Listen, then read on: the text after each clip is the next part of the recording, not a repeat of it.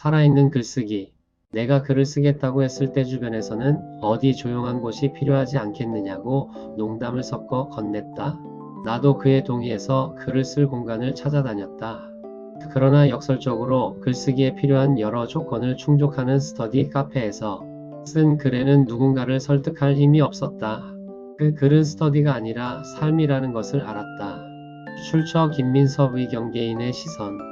많은 분들이 글쓰기를 배우려 할 때 먼저 조용한 공간을 찾습니다. 카페의 구석진 자리나 도서관의 독서실 혹은 집안의 서재를 마련하려 했습니다.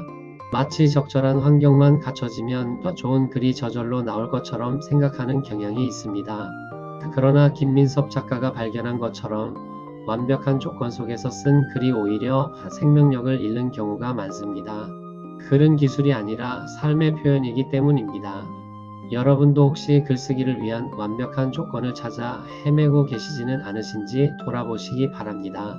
진정한 글은 조용한 스터디 공간이 아니라 여러분의 살아 숨쉬는 일상 속에서 태어납니다. 우리가 감동받는 글들을 떠올려 보십시오. 그 글들은 완벽한 문법과 세련된 표현만으로 우리를 움직이지 않습니다. 작가가 직접 겪은 아픔, 그가 마주한 기쁨, 그가 품었던 의문들이 글 속에 생생하게 살아있기에 우리 마음을 울립니다. 책상 앞에 앉아 머릿속으로만 구성한 글은 아무리 논리적이어도 독자의 가슴에 닿지 못합니다. 반면 시장 한 구석에서 버스 안에서 아이를 재우며 떠오른 생각을 적은 글에는 삶의 온기가 배어 있습니다. 글쓰기는 삶과 분리된 특별한 활동이 아니라 삶 자체를 글로 옮기는 과정입니다. 여러분의 일상이 곧 글의 재료이며 여러분의 경험이 글의 뿌리임을 기억하시기 바랍니다. 교사로서 목회자로서 저는 수많은 사람들의 이야기를 듣습니다. 학생들의 고민, 성도들의 기도 제목, 동료들의 어려움을 접하면서 깨닫는 것이 있습니다. 가장 힘있는 이야기는 화려한 수사가 아니라 진실한 고백에서 나온다는 사실입니다. 저는 이렇게 살아왔습니다. 라고 담담히 말하는 사람의 이야기가 이렇게 사는 것이 옳습니다. 라고 설교하는 말보다 훨씬 깊이 와닿습니다. 글도 마찬가지입니다.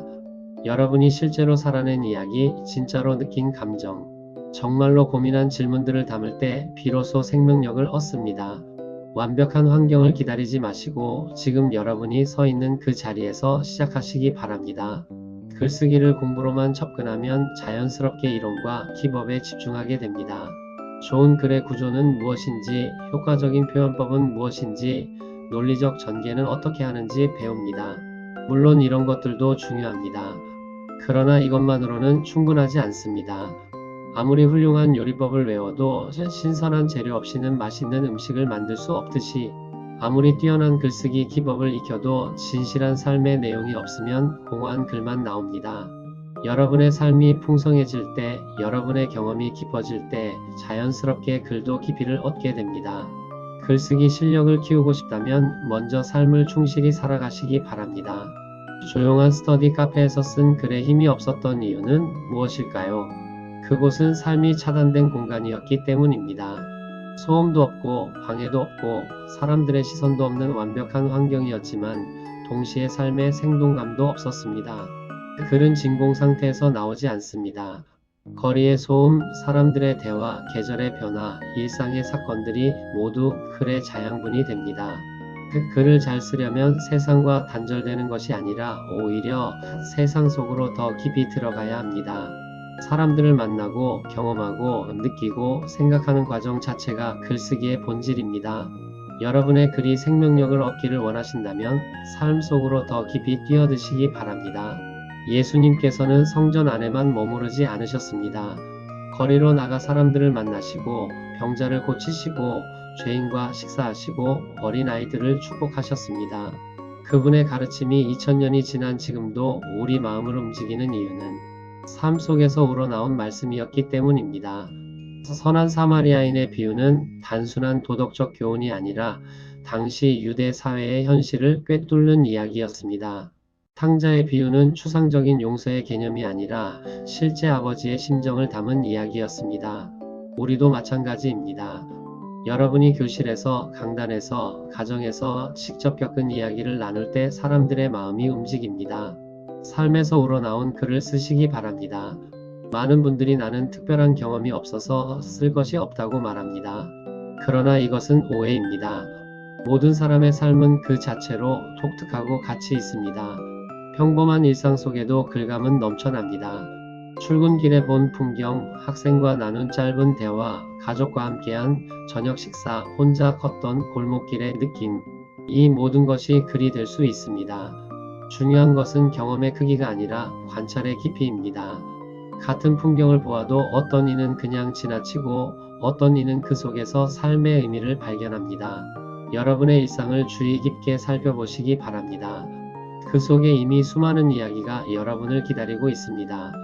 글쓰기는 결국 자기 자신과의 정직한 대면입니다.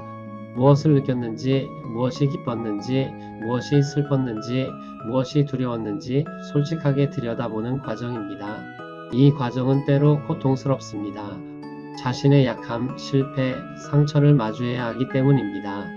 그러나 바로 이 정직함이 글에 힘을 줍니다. 독자들은 완벽한 사람의 이야기가 아니라 자신과 같은 약함을 가진 사람의 진실한 고백에 공감합니다. 여러분의 연약함을 숨기지 마십시오. 여러분의 실패를 부끄러워하지 마십시오. 그것들이 오히려 여러분 글의 가장 큰 자산이 될 것입니다. 진실하게 자신을 드러내는 용기를 가지시기 바랍니다. 조용한 공간을 찾는 것 자체가 나쁜 것은 아닙니다. 때로는 집중하기 위해 고요함이 필요합니다. 다만 그것이 글쓰기의 필수 조건이라고 착각하지 말아야 합니다. 더 중요한 것은 여러분이 어디에 있든 어떤 상황에 있든 삶을 예민하게 느끼고 성찰하는 자세입니다.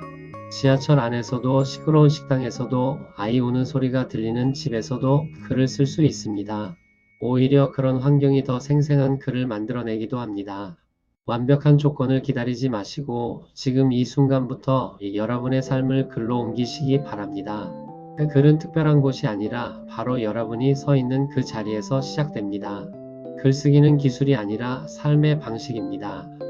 글을 쓰려고 책상 앞에 앉는 것이 아니라 삶을 살아가는 매 순간이 곧 글쓰기입니다. 여러분이 누군가의 말에 귀 기울일 때, 자연의 아름다움에 감탄할 때, 불의에 분노할 때, 사랑하는 이를 그리워할 때, 이 모든 순간이 글의 씨앗이 됩니다. 글쓰기를 특별한 활동으로 분리하지 마십시오. 여러분의 일상 속에 글쓰기를 녹여 넣으십시오. 그렇게 살아낸 삶이 저절로 글이 되어 흘러나올 것입니다. 여러분의 삶이 곧 여러분의 글입니다. 충실하게 살아가시기 바랍니다. 그러면 설득력 있는 글, 감동을 주는 글, 생명력 있는 글이 자연스럽게 여러분으로부터 흘러나올 것입니다. 너희는 세상의 빛이라. 산 위에 있는 동네가 숨겨지지 못할 것이요. 마태복음 5장 14절 말씀.